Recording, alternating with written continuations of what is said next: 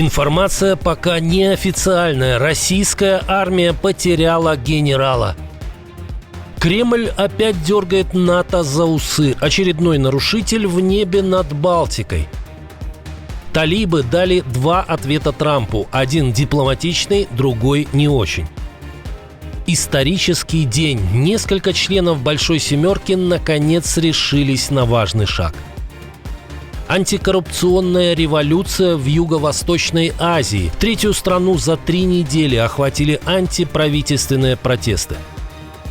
Раскрыли военную тайну. Международная компания выдала данные, которые могут свидетельствовать об ужасающих потерях России. И многое другое. Самые важные и срочные новости. Эксклюзивные подробности. Вы смотрите информационный выпуск «Нехта». Оперативно о событиях в Украине, России, Беларуси и мире. Раньше и понятнее других. Все, что нужно знать сегодня.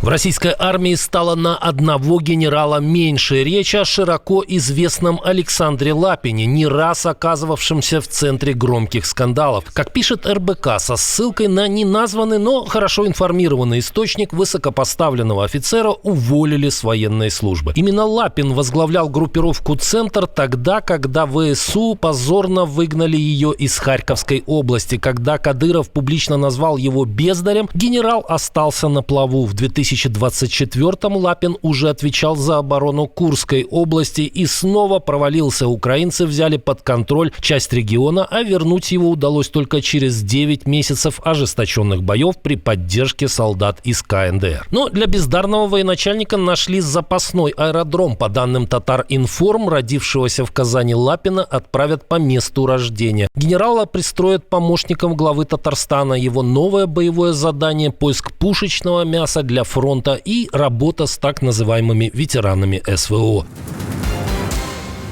Эстония пошла на шаг, которого не делала никогда за всю историю своего членства в ООН. Впервые за 34 года Таллин потребовал срочного заседания Совбеза организации. Причина – вторжение 3 российских МиГов в воздушное пространство страны. Заседание назначено на 22 сентября. Глава МИД Эстонии Маргус Цахна прямо заявил: произошедшее не локальный эпизод, а часть стратегии Кремля по проверке прочности НАТО и всей Европы. Он напомнил, что Москва уже не раз нарушала границы Польши и Румынии, а теперь пошла на прямую провокацию против Эстонии. Россия нагло подрывает базовые принципы безопасности ООН, и мы требуем, чтобы Совбез обсудил эти действия именно с участием страны-нарушителя. Для Таллина этот случай – красная черта, и символично, что инициатором созыва выступает страна, которую Москва привыкла считать маленькой. Но именно она впервые бьет в набат на уровне ООН, где Россия сама является постоянным членом Совбеза.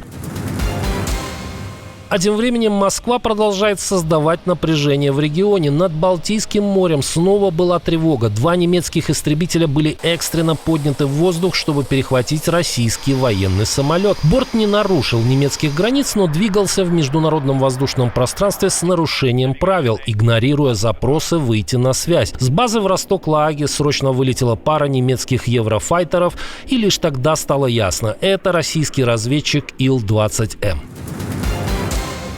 Талибы ответили Дональду Трампу. Требование хозяина Белого дома вернуть базу Баграм прокомментировал начальник штаба вооруженных сил Афганистана Фасихуддин Фитрат во время выступления в Кабуле, которое транслировалось по государственному телевидению.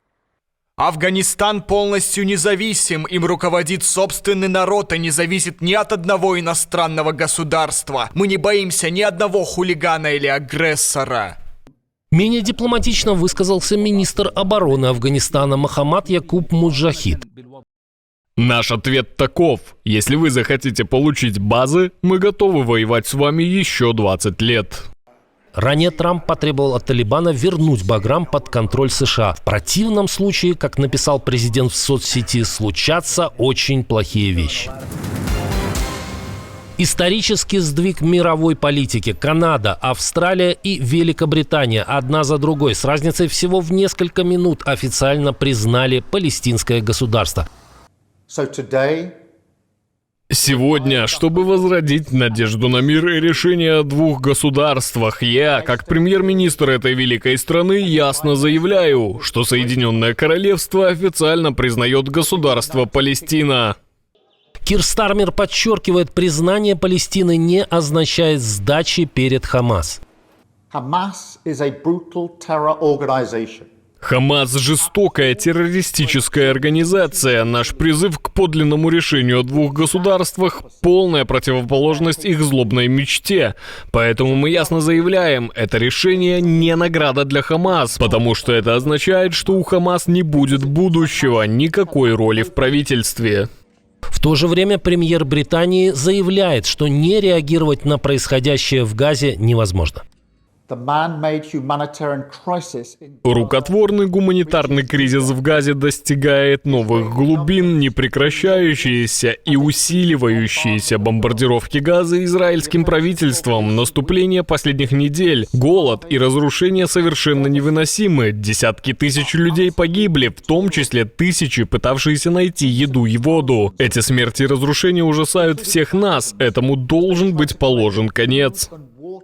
Премьер Канады Марк Карни высказался в подобном ключе, сделав заявление в соцсети X. Ранее о готовности сделать то же самое заявляли Франция, Бельгия и Португалия. Совпало это с началом ежегодной сессии Генассамблеи ООН, где ближневосточный вопрос снова выходит на передний план.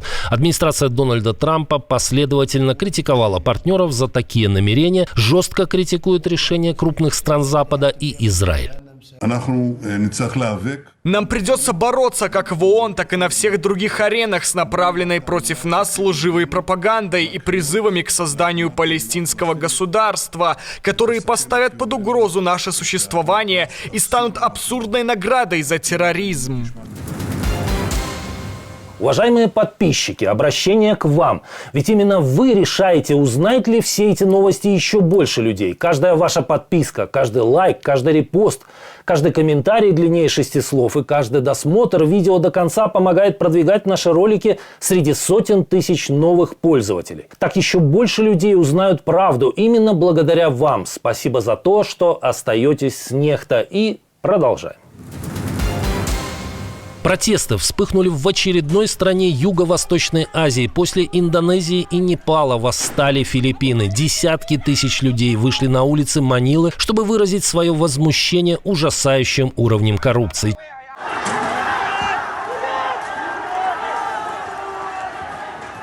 Чаша терпения оказалась переполненной после недавней публикации Greenpeace. Влиятельная организация утверждает, что из проектов по борьбе с наводнениями в стране исчезло более 17,5 миллиардов долларов. Участники марша триллиона песо считают, что деньги осели в карманах чиновников и подрядчиков.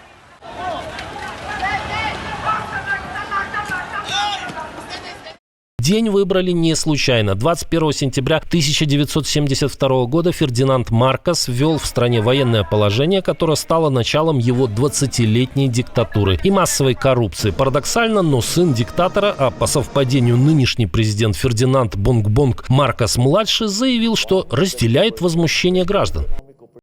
Вы вините их за то, что они выходят на улицы? Если бы я не был президентом, я, может, вышел бы вместе с ними. Они имеют право быть в ярости. Я тоже злюсь. Мы все должны злиться, потому что то, что происходит, безобразие.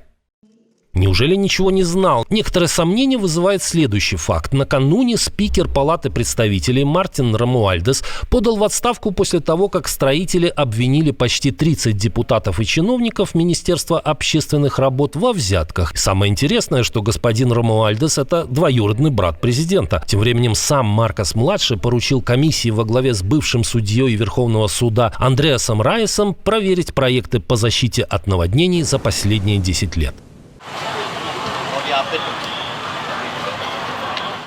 В начале месяца антикоррупционные протесты вспыхнули в Индонезии. Президент Прабово первоначально даже планировал отменить свою поездку на парад в Китай. Индонезийский глава государства тоже связан с семейными узами с бывшим диктатором страны Сухарту и в прошлом помогал тому расправляться с несогласными. Но теперь времена изменились, и перед протестующими президенту пришлось извиниться, а депутатов парламента заставить уменьшить свои зарплаты, которые и вызвали народный гнев.